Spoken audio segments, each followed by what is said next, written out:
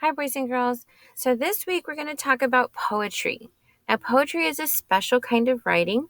The authors arrange words in a creative way to help readers think or feel. A poem tells thoughts and feelings. Now, we're going to go over some of the elements of poetry so we can understand the kind of writing that poetry is. So, the first element is stanza, a group of lines of poetry. If you look carefully at Snow Day, it has 3 stanzas. The first stanza has 1, 2, 3, 4 lines. So does the second stanza and the third stanza.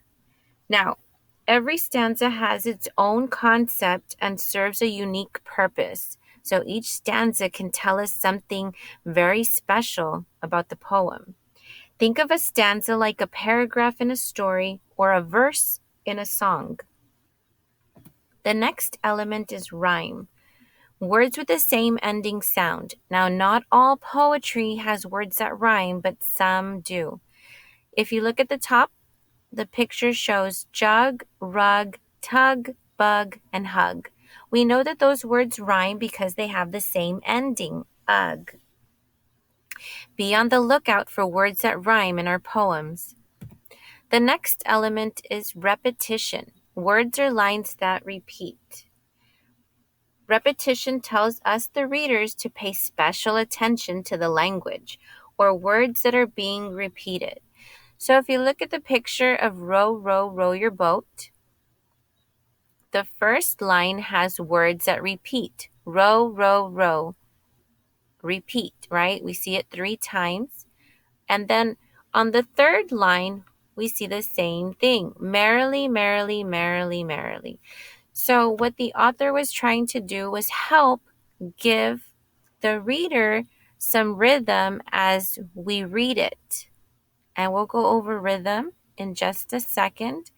The other thing that we want to notice about repetition is that there is a reason for it, right? So, for example, when you're rowing a boat, you don't just row it one time. You have to row it several times in order to get it moving. So the author is also trying to get us to imagine that as we're reading. And we will talk about imagery in 2 seconds. So let's go over rhythm first. The rhythm, or the pattern of sounds, creates a tone for the poem and can generate emotions or enhance ideas. So if we go back to row, row, row your boat, right? We kind of read it almost like a song. Row, row, row your boat gently down the stream. Merrily, merrily, merrily, merrily. Life is but a dream. And it's just a poem, right? So how did I know? Well, when I read the words and I saw that there was repetition, I paid attention to it and said, you know what? I should read it like if I am there, if I'm rowing my boat and I'm happy to be doing it, right? Merrily. Let's go over the last one. Imagery. Words that paint a picture in your mind. This gives the readers a sensory experience. It builds them in the reader's imagination. So we do use our imagination when we're thinking of our senses. Because as you can see, we might not be able to taste the poem or hear it or smell it. But if we use our imagination, we really can taste, smell, touch, see, and hear different things as we're reading our poems. Let's go over one, for example, smell. The sweet smell of freshly baked apple filled the air. So, of course, with your imagination, you would be able to kind of like follow the directions, right?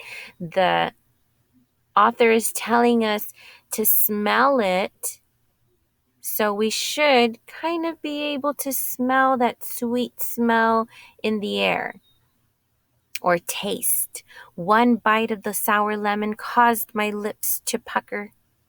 We should be able to know what that tastes like, even if we don't have that lemon with us. As you're reading, boys and girls, pay attention to these different elements. It will help you to really enjoy the poems that we're going to be going over this week. Thank you.